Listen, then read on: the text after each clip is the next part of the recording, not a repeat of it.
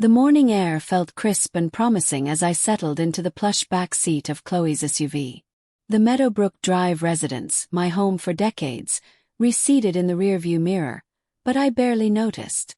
My heart was light, filled with anticipation for the family reunion we were heading to. Chloe, my daughter-in-law, had been so insistent, so full of cheer, talking about catching up with everyone, seeing cousins I hadn't seen in years.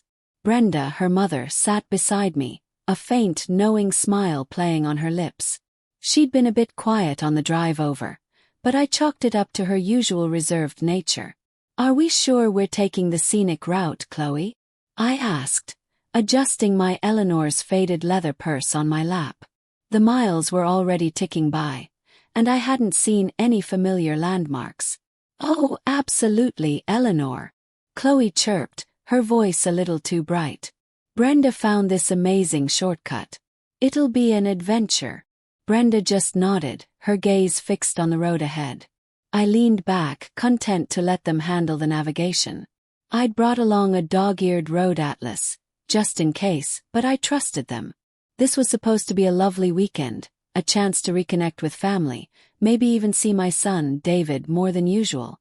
Life had been a bit distant lately, and I was eager for some warmth, some closeness. The sun glinted off the dashboard, and I hummed a little tune, completely oblivious to the storm gathering just over the horizon. The miles melted away, and I felt a sense of contentment, a familiar comfort in being with family, even if Brenda's silence was a little peculiar. The hum of the tires on the asphalt had been a lullaby, a comforting sound that matched the steady rhythm of my breathing. I'd been lost in pleasant thoughts, picturing the faces of nieces and nephews, the easy laughter of cousins I hadn't seen since the last big holiday gathering.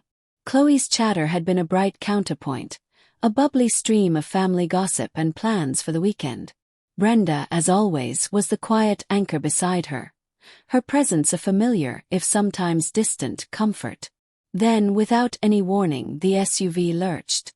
It wasn't a smooth stop, more of a sudden jarring halt that sent a jolt through my body. My Eleanor's faded leather purse slid from my lap, its contents shifting inside. The engine sputtered, then died. The sudden silence was deafening, broken only by the ticking of cooling metal. "What is it, Chloe?" I asked, my voice laced with a touch of confusion.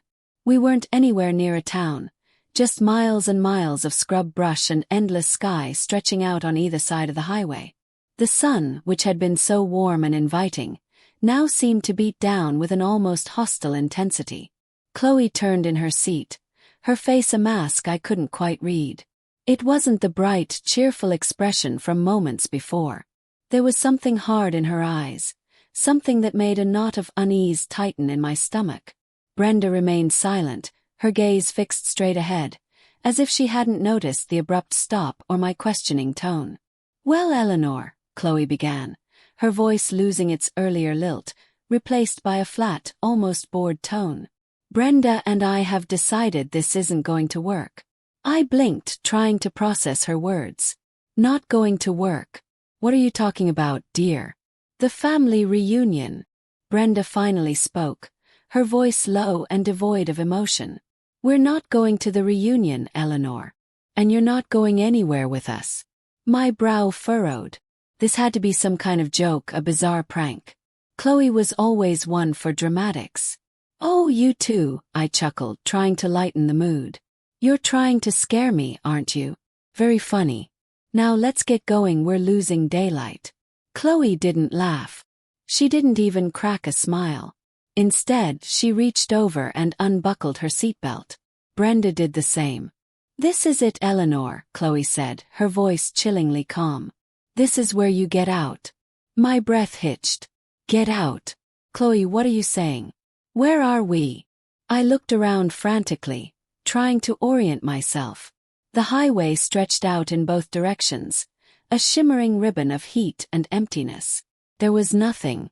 No houses, no signs, just the vast, indifferent desert. "We're a long way from home, Eleanor," Brenda added, her voice like ice. "About 490 kilometers, give or take." 490 kilometers. The number hit me like a physical blow. My mind reeled. This wasn't a joke. This was real. But why? My voice was a mere whisper. Tears pricked at the corners of my eyes, blurring the harsh landscape outside. What did I do? Chloe opened her door, the hot air rushing in. It doesn't matter what you did, Eleanor. It's what we're doing.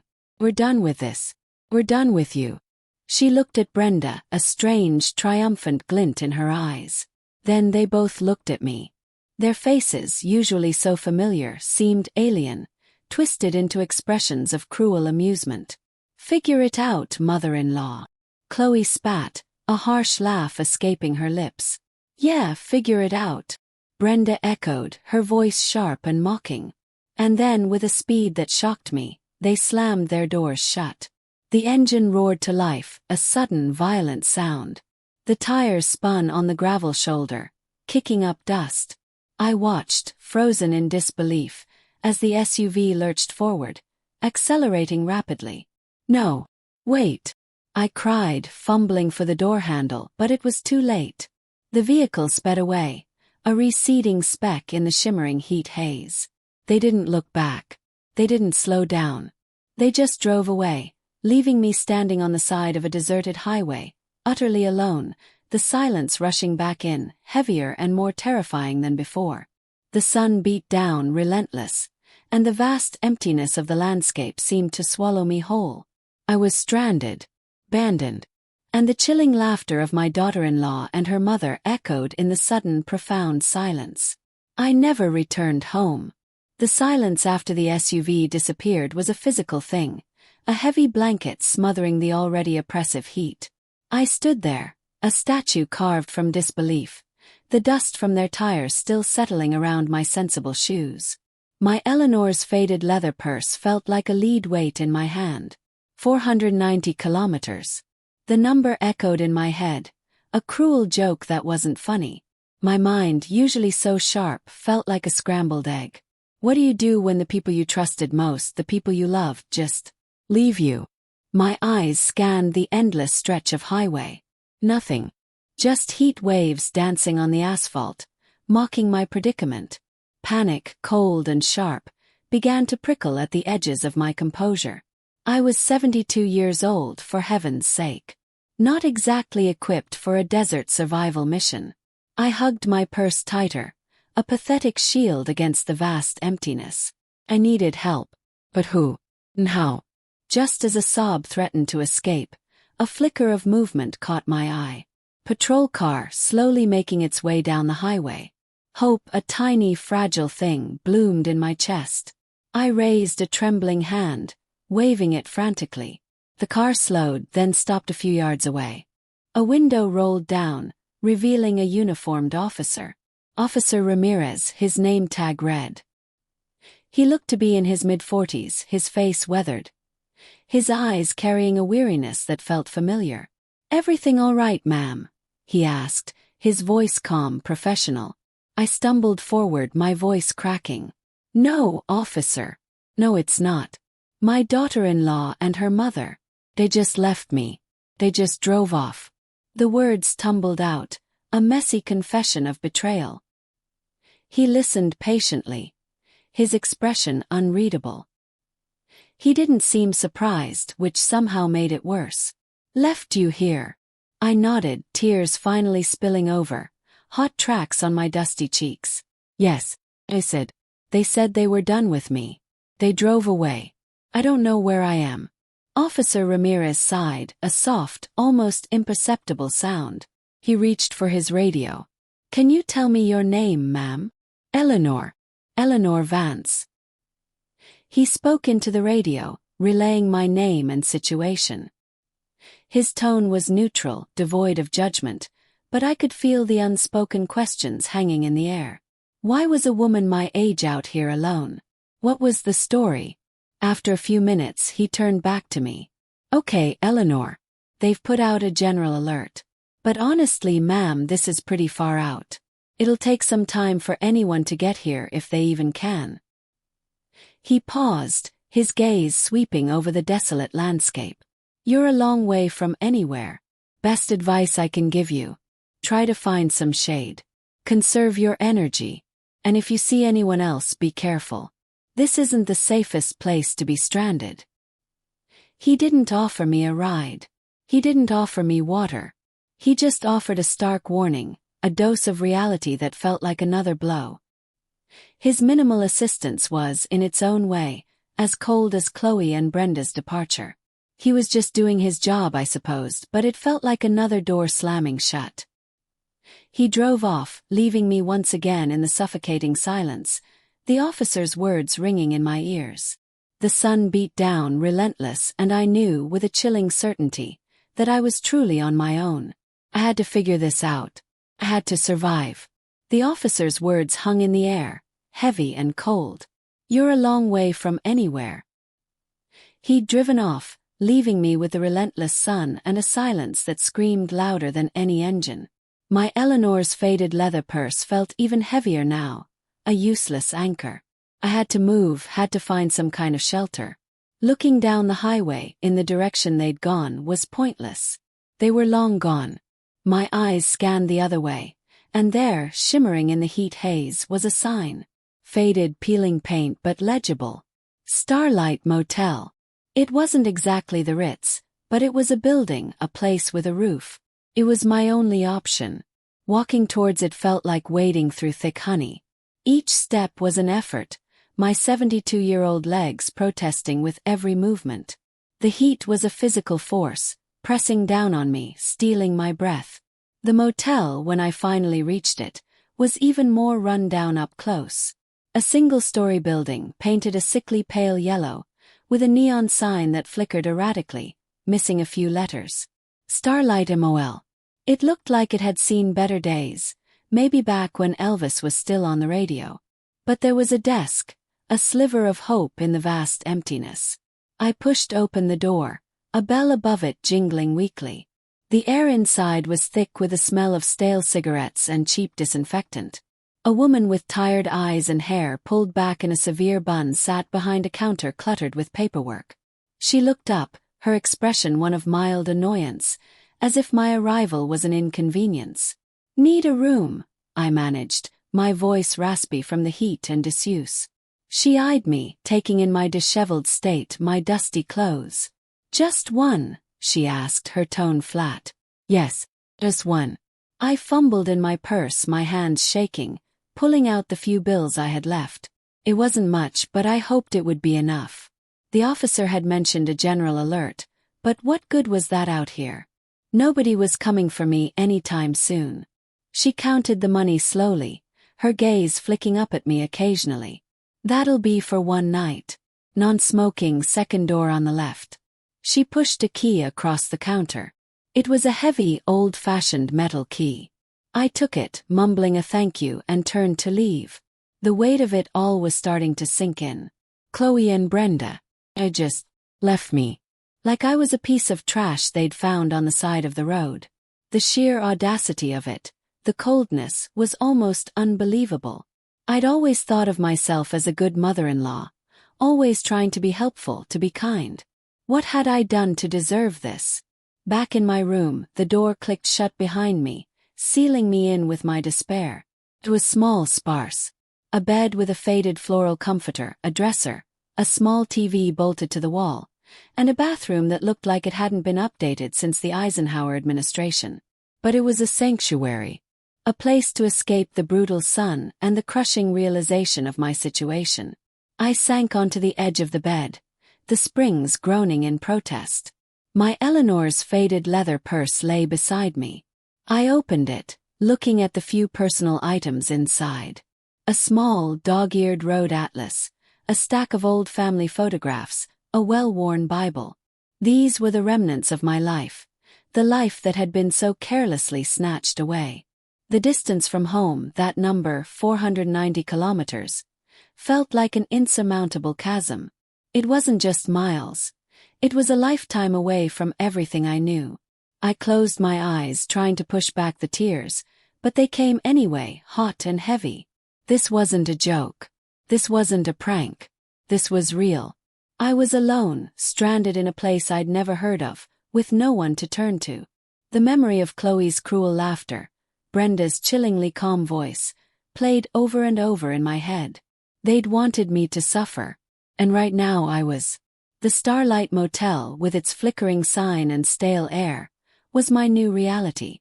And the long, hard road ahead stretched out before me, as vast and unforgiving as the desert outside. The sun had moved across the sky, a slow, agonizing crawl. My throat felt like sandpaper, and the gnawing in my stomach was a constant, unpleasant reminder of my situation. I'd spent what felt like an eternity in that dingy room at the Starlight Motel, the silence broken only by the occasional rumble of a passing truck on the highway. My Eleanor's faded leather purse sat on the worn dresser, a heavy reminder of my depleted resources. I'd counted the bills again, a pathetic stack that wouldn't get me far. Desperation was a bitter taste in my mouth, but something else was starting to stir within me, a flicker of defiance. I couldn't just sit here and waste away. I needed to do something, anything. I pulled out the dog-eared road atlas from my purse. The map was a blur of familiar Townsend English stretches of highway. The number, 409 kilometers, seemed to mock me from the page. It felt like a million miles. I needed food, and more importantly, I needed information. A place where people talked, where I could maybe pick up a clue, of where I was, or even just a friendly face. Stepping back out into the oppressive heat felt like walking into an oven. The Starlight Motel was a ghost of a place, and knew I could not stay there much longer.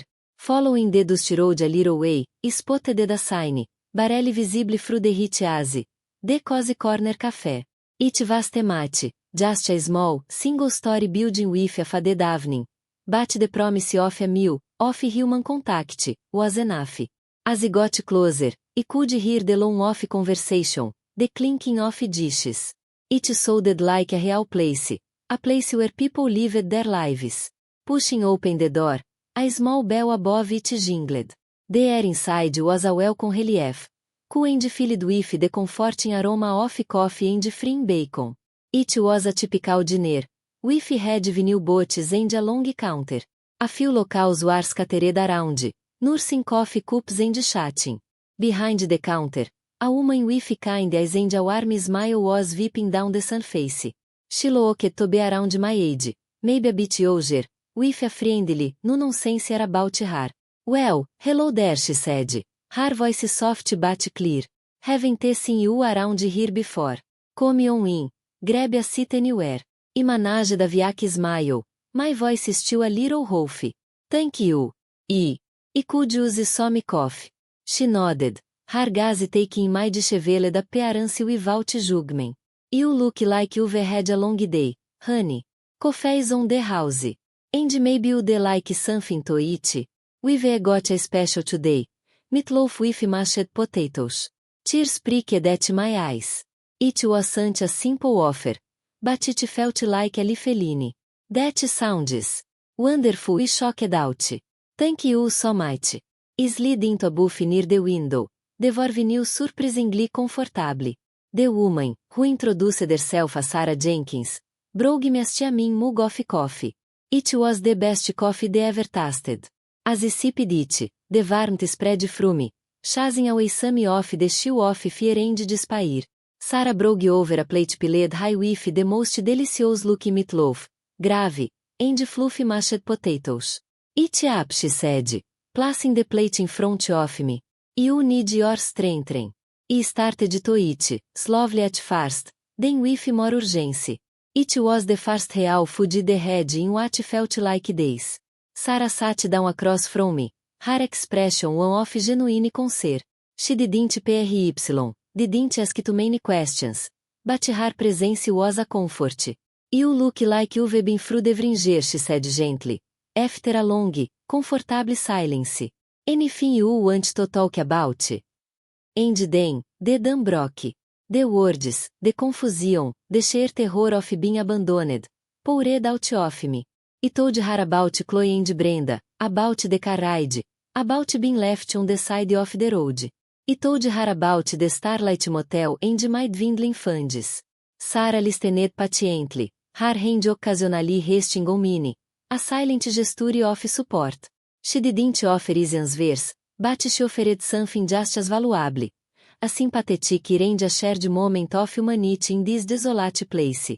For the first time since that horrific afternoon, a tiny seed of hope began to sprout within me. Maybe, just maybe, I was entirely alone. The coffee Sarah poured was hot, strong, and tasted like hope.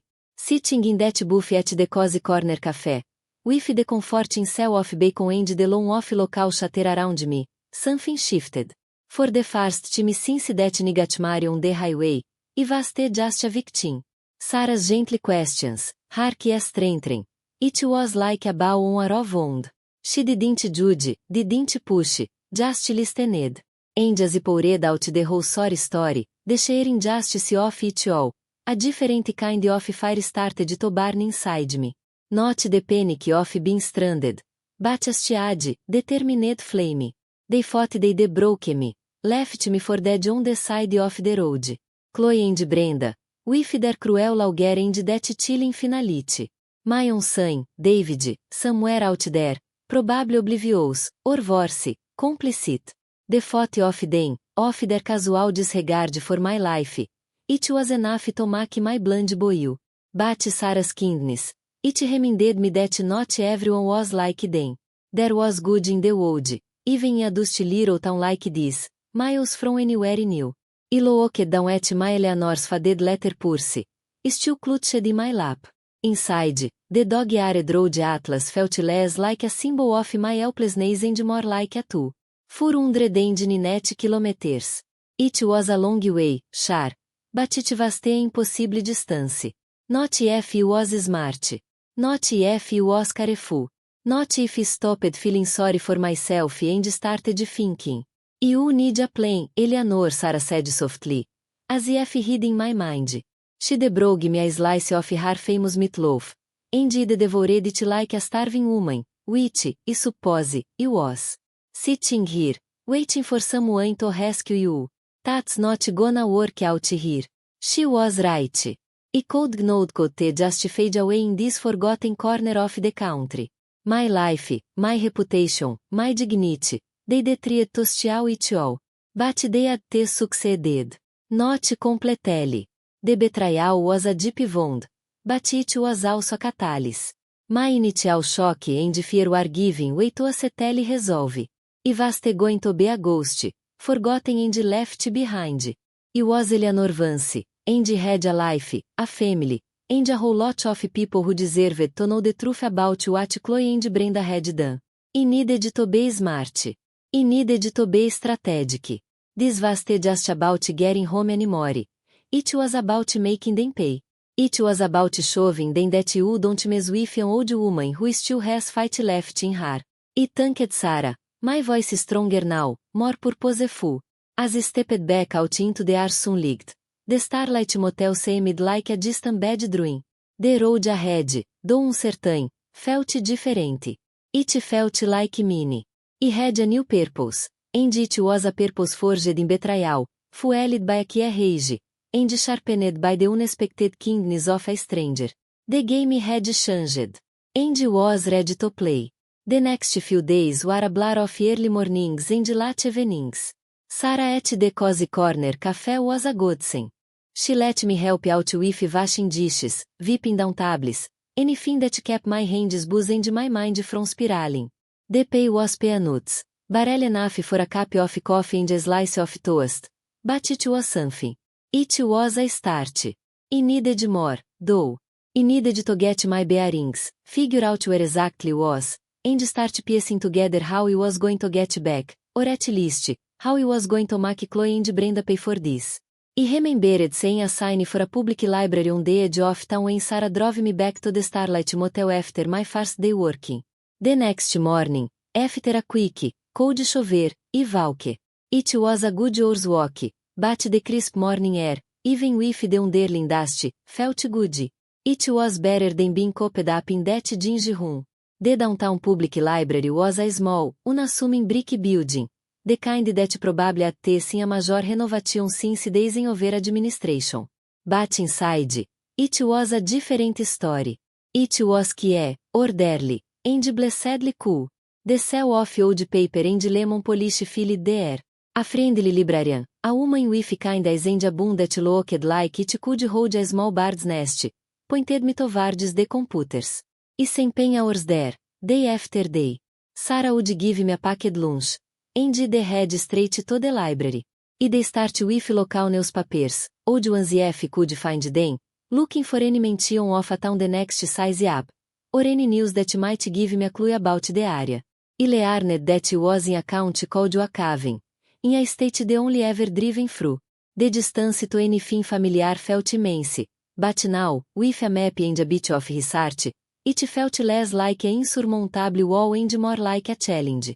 I also took on other odd jobs. Mrs. Gable down the street needed her garden weeded, and Mr.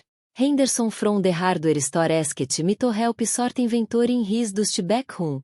Each dollar earned was a small victory.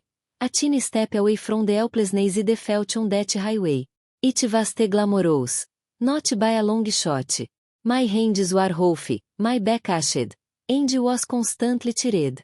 But with every task completed, with every piece of information found in those library archives, a little bit of the old Eleanor started to resurface.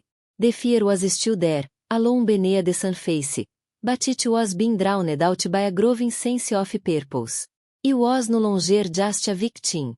I was a strategist stagisters. I was a survivor. And I was gathering my resources.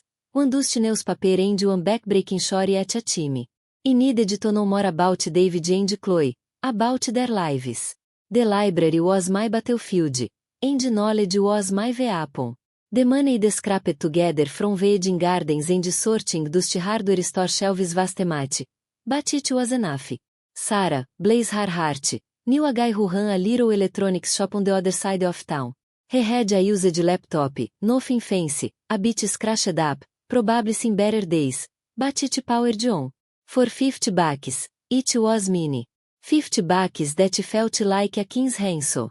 Carrying that small, portable laptop back to my room at the Starlight Motel felt like carrying a secret weapon. The motel room, with its faded floral wallpaper and the persistent smell of stale cigarette smoke, suddenly seemed less like a prison and more like a command center. I plugged it in. The whirring of the fan a welcome sound. The screen flickered to life. A pale blue glow in the gym room. This was it. My chance to find them. To figure out what was really going on. My hands, still rough from manual labor, trembled a little as I navigated the basic setup. It was all so new, this internet thing. I'd always relied on my Rolodex, my address book, actual phone calls. But here, in this forgotten town, with no one to call, this was my only shot. I started with the basics. Typing in David's name, then Schloss. Nothing. Just a bunch of random results. People with the same names in different states. It was like looking for an needle in a stack the size of the country. Frustration started to bubble up. That familiar knot of anxiety gaining in my chest. I took a deep breath, remembering Sarah's advice. Patience, Eleanor. Good things come to those who wait and work for it. So, I worked. I started digging deeper, using search terms that were more specific. I remembered Chloe mentioning a business venture, something about online marketing. I tried that. Then I tried combinations of their names with keywords like business, investment, legal issues. It felt like I was casting a wide net, hoping to snag something, anything. Hours blurred into one another. The shape motel lamp cast long shadows across the room. My eyes burned, and my back ached from sitting hunched over. But then, a hit. A small business listing for a company called Sterling Solutions with Schloss name listed as CEO. My heart leaped. This was it. This was real. I clicked on the link, my breath catching in my throat. The website was sleek, professional, full of buzzwords about synergy and disruptive innovation. It looked like everything they wanted the world to see. But I knew better. I knew what was behind the polished facade. I scrolled down, looking for any contact information, any of their current life. And there it was, a small news article from a few months back, A local business journal piece about successful entrepreneurs in the area. It mentioned Chloe and David, their rapid growth and a photo. Seeing David's face, looking older, more worn than remembered, sent a pang from me. And Chloe, her smile as sharp and calculating as ever. The article didn't give me everything needed, not by a long shot. But it confirmed they were still together, still building this empire on. What? I needed more. I needed to know the details, the cracks in their perfect picture. This laptop, this digital window, was my first real weapon. The game was truly on. The laptop screen, that pale blue glow in the gym motel room, became my world. I the 10 hours, days really, digging through the digital dirt. It was just one article, not one mention. It was a whole mess of them, buried deep in the internet's underbelly. Sterling Solutions looked all shiny and successful on the surface, but when you started pulling at the trees, the whole thing started to unravel. I found a local news site from Chloe and David Zometon, the one that was so far from the Sterling family state. They had a whole series on business buzz and fading fortunes. One Adeline screamed, Sterling Solutions under fire, investors cry foul. Bingo! It talked about shady investment practices, about money disappearing faster than a free donut at the Cozy Corner Café. It mentioned lawsuits, disgruntled employees, and a whole lot of legal trouble brewing behind closed doors. Then stumbled onto social media. Not slow polished, perfect life feed, but the grittier, more honest stuff. Private forums, complaint boards, even a few anonymous blog posts. People were talking. They were furious. One post, from someone claiming to be a former employee, detailed how Chloe would scream at David in front of everyone. How he did just stand there, looking like a kicked puppy. Another mentioned a huge fight at a company party, something about David being caught with his hand in the cookie jar, and Chloe having to cover it up. It painted a picture of a marriage that was less power couple and more house on fire. I saw pictures, too. Not deposed. Smiling shots they probably fed to the press. These were candid, blurry phone pics. Chloe looking absolutely furious, her face contorted with rage, yelling at David across a crowded room. David looking defeated, shoulders slumped, his eyes empty. In one, taking at what looked like a fancy restaurant, they were both at the table, but there was this huge space between them, like they were on different planets. It was just a rough patch. It was a full-blown war zone. It made my stomach sure. This was just about them leaving me stranded. This was about the whole rotten foundation they built their lives on.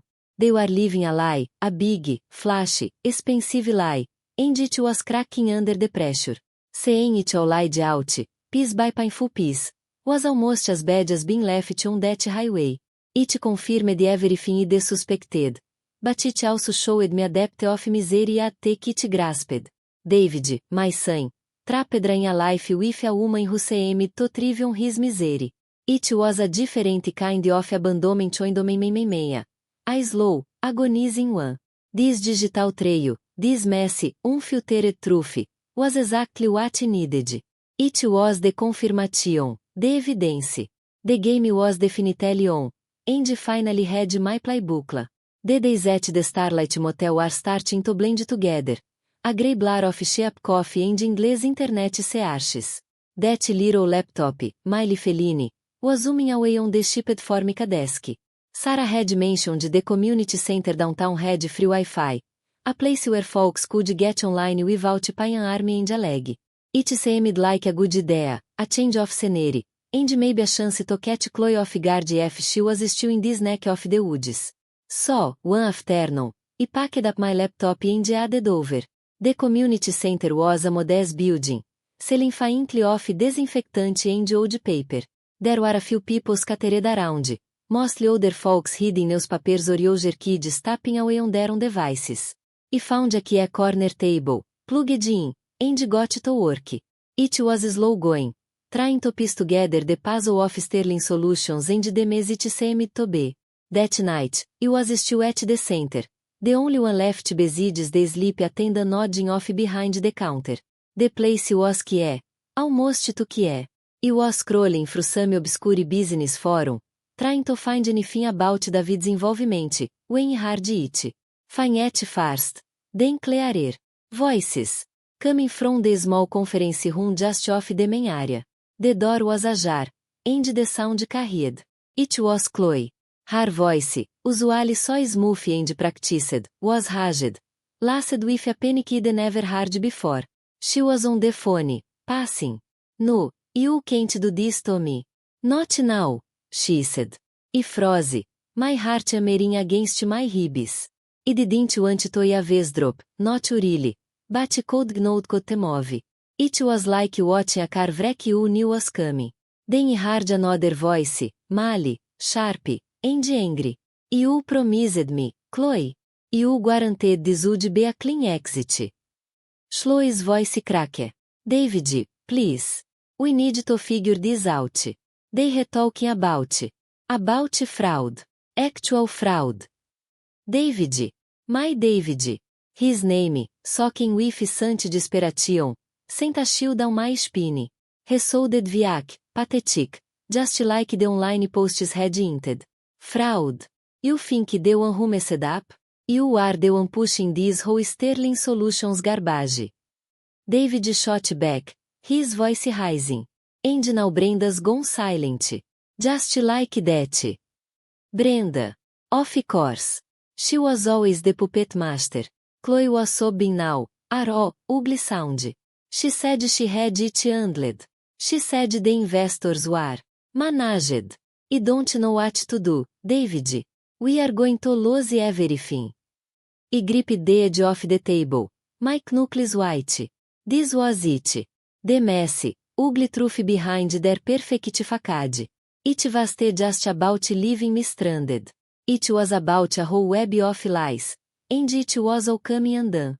Chloe was the confidential meridecing the photos. She was scared. Terrified. And David, my son. He was drowning right alongside her. The shared Wi-Fi, the open door. It felt like the universe was handing me the pieces of their dollfall. I just had to put them together. The overheard conversation at the community center was like a lightning strike, illuminating the dark corners of my son's life. Chloe and David, my David, were in deep trouble. Real trouble. Fraud. Brenda, my supposed confidant, was apparently the puppet master pulling the strings. And now the strings were snapping. My initial shock gave way to a cold, hard clarity. They had just left me on the side of the road. They built their whole lives on a foundation of lies and deceit. And the whole thing was about to come crashing down. For days, I'd been holed up in my cheap motel room, the staller thick with my own desperation. But now, something had shifted. The fear was still there, a knot in my gut, but it was being overshadowed by a fierce, protective anger. This was just about me anymore. It was about David, my son, trapped in a gilded cage with a woman who was unraveling before my very eyes. He was Viac, yes, and he made terrible choices, but he was still my boy. And Brenda, that viper, had played us all. I knew I could not just sit there and wait for the whole thing to explode. I had to be the one to detonate the bomb. The information I gathered, the overheard conversation, the online whispers. It was all ammunition. I needed a plan, a solid, undeniable plan that would expose them for the frauds they were. My first stop was back at the Cozy Corner Café. Sarah was wiping down tables, her usual warm smile in place. Eleanor, dear, you look like you've seen a ghost, she said, her eyes crinkling at the corners. I managed a Viac smile. Something like that, Sarah. But maybe a ghost I can finally put to rest. I sat down at my usual buffet, the one that felt like a small piece of home. I ordered coffee, black, and pulled out my small, portable laptop. The screen glowed, a familiar comfort in this unfamiliar world. I spent the next few days at the downtown public library. It was orderly, a stark contrast to the chaos swirling in my mind. I spread out printouts from the internet, scribbled notes in a cheap notebook, and pieced together the timeline of Sterling Solutions dollfall. E cross-referenced dates, NAMs, and financial reports. The pieces click into place, forming a picture of calculated deception. Brenda Sterling, the mastermind. Chloe, the agent accomplice. And David, the victim pawn, or perhaps a villain one, caught in their web. I needed proof, undeniable proof. I remembered slow social media, the carefully curated images of a perfect life. But I also remembered the grittier, private forums, the anonymous complaints. I started digging deeper, looking for anything that could corroborate the overheard conversation. I found a few more disgruntled employees who'd been silenced with NDAs. Their stories mirrored what I'd heard, tales of pressure, of fudged numbers, of investors left holding empty bags. Then, I found it. A buried press release, buried deep on a financial news site, about a major investor lawsuit against Sterling Solutions. It detailed accusations of wire fraud and money laundering. The dates matched perfectly with the period David had been so distant, so stressed. It was all there, laid out in black and white. Brenda's name was all over it, linked to shell corporations and offshore accounts. I also started drafting a letter. Not to the police, not yet. That felt too final. This needed to be more personal, more devastating. I wrote to David first. I didn't accuse, not directly. I just laid out the facts, the things I learned. I wrote about his mother, about Brenda's manipulative nature, about how he'd been abandoned. I spoke of his marriage, of the feared hard in Chloe's voice, the desperation in his. I asked him, David, what have you done? Then, I drafted a separate, mature letter to Chloe and Brenda. This one was direct. I detailed their shame, the fraud, the abandonment and meia. I attached printouts of the most damning evidence, the lawsuit, the financial reports. I made it clear I knew everything. I wasn't asking for anything. I was telling them they were exposed. The final piece of the puzzle was how to deliver it. I could just mail it. They might destroy it. I needed a confrontation, but on my terms. I needed them to see me, to know that was broken, that was coming for them. I thought about the Sterling family estate, their symbol of success. It was time to bring them right to their doorstep. I needed to make them face the wreckage they created. This was my calculated move. The game was far from over, but now, I was playing to win. The planning had taken days, each step carefully considered, each word chosen with precision. I made my calls, planting the seeds of my strategy. Now, it was time to set the trap. I knew Chloe and Brenda would come to me. They saw me as a problem to be discarded, not someone to be reasoned with. So, I had to lure them out, into a space where I could finally confront them, where the carefully constructed lies they built their lives upon would crumble. I decided on a neutral ground, a place that held no sentimental value for any of us, but was familiar enough to Chloe and Brenda that they would suspect a thing. The Sterling family estate was too much their territory, too imposing. The cozy corner café, while welcoming, was too public for the kind of conversation we needed to have. The downtown public library was my research hub, but not a place for a showdown. I needed somewhere they'd feel comfortable, somewhere they'd let their guard down. I settled on a small, upscale restaurant on the other side of town, a place Chloe had mentioned once, a place she liked to go for power lunches. I called Chloe using a burner phone, my voice carefully modulated to sound casual, almost hesitant. Chloe, honey, it's Eleanor Bega. Trying to inject a notch of vulnerability into my tone. I was hoping we could talk. Just you and me. Maybe over lunch? I've been doing a lot of thinking, and just want to understand. I let a bit of silence hang in the air, letting her imagine my supposed broken state. She was quiet for a moment, and could almost hear the gears turning in her head. Was she suspicious? Or was she already seeing an opportunity to twist the knife further? Lunch, grandma. She finally said, The word dripping with a saccharine sweetness that made my stomach sure. I don't know, Eleanor. Mon and are really bus. Oh, I understand, said. My voice wavering just enough. It is just. I miss David. And thought maybe. Maybe if we could talk, we could all move past this. I've even got a little something for you. A piece of offering, you could say. I didn't mention Brenda.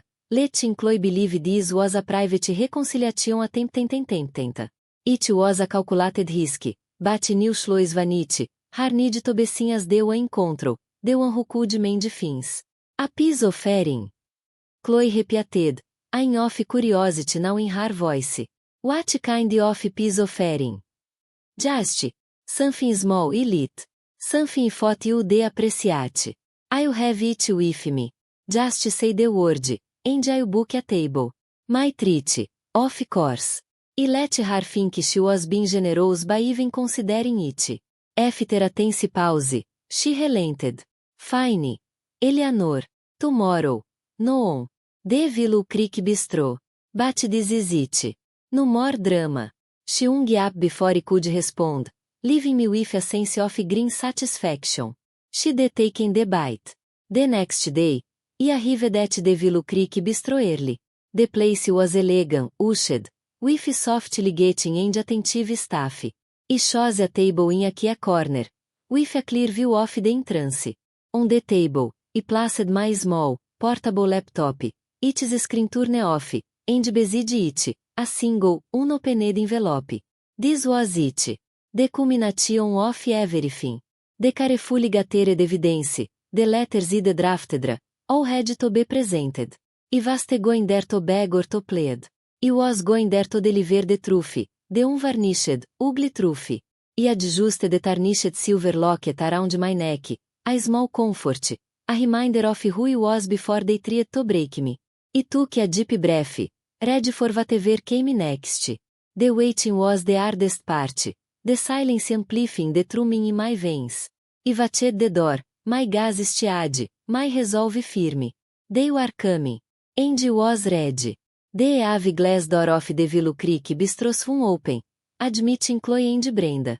Chloe, ever the peacock, wore a sharp pantsuit, her eyes scanning the room with a practiced, almost predator, gaze. Brenda, trailing slightly behind, was dressed in a crisp, neutral blazer, her expression a carefully blank mask. They spotted me immediately, their faces gaining just a fraction. I gave a small, almost imperceptible nod. They approached the table, Chloe leading the way. Grandma, she said, her voice overly sweet, a stark contrast to the cool appraisal in her eyes. You made it. Brenda offered a tight-lipped smile. Eleanor, I hope you're feeling better. I gestured to the empty chair beside me. Please, sit. I've ordered us some water. I kept my voice steady, betraying none of the storm raging inside. The small, portable laptop sat on the table between us, closed.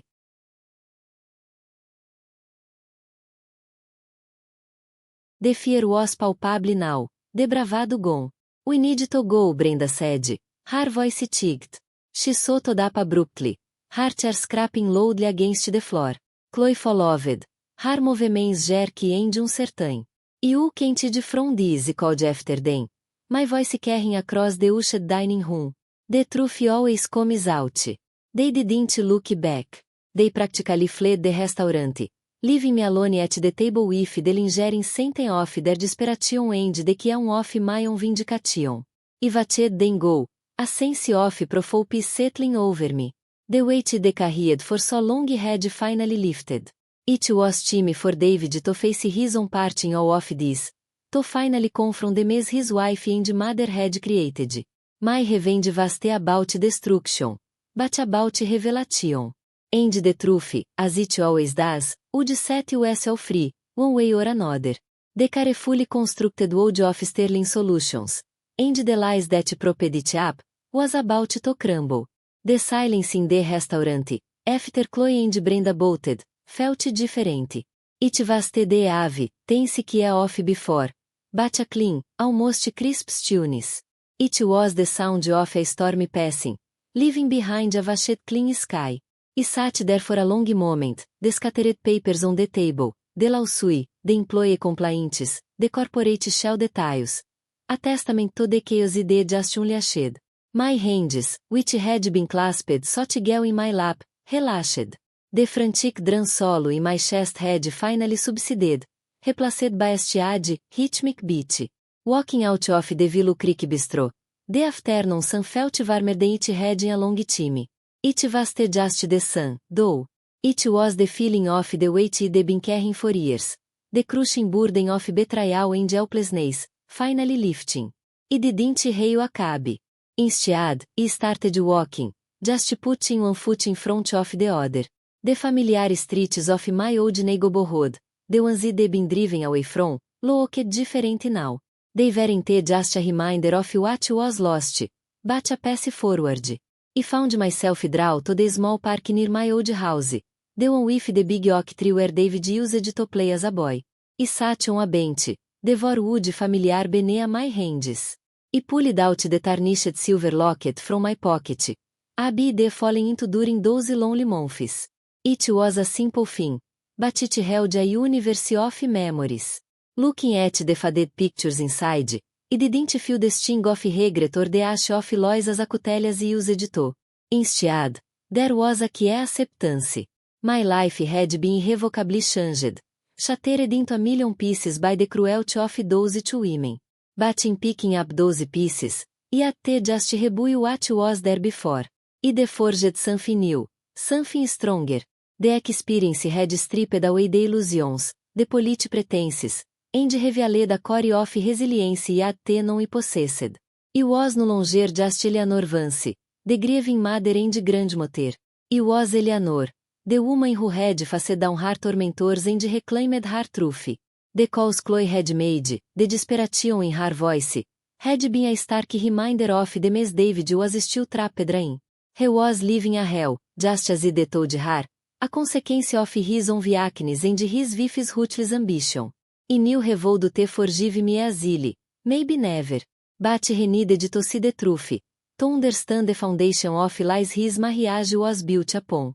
My actions weren't about punishing him, but about forcing a reckoning, about giving him a chance to finally confront the rot. As the sun began to dip below the horizon, casting long shadows across the park, I felt a profound sense of peace. The anger, the bitterness, had been a necessary fuel, but now it was in pain. What remained was a quiet determination, a sense of purpose. I had my dignity back. I had my story. And I had the freedom that came with knowing I had done what was right, no matter the cost. The future was uncertain, yes, but for the first time in a long time, it felt like mine. It was a new dawn, and I was ready to greet it, not as a victim, but as Eleanor, who and unmoved. The old Brenda and Chloe had tried to build on the site was already starting to crumble, and I was ready to build my own life, brick by brick, honest brick. That's it. If you like this video, share it with your friends and leave your like, subscribe to the channel and activate the bell so you don't miss more videos like this. Leave your comment in my code saying what you thought of the video and what you would like to see in the next videos. Remembering that we have other videos in this style that you will like to watch, just enter our channel that guarantee you will like. Until the next video.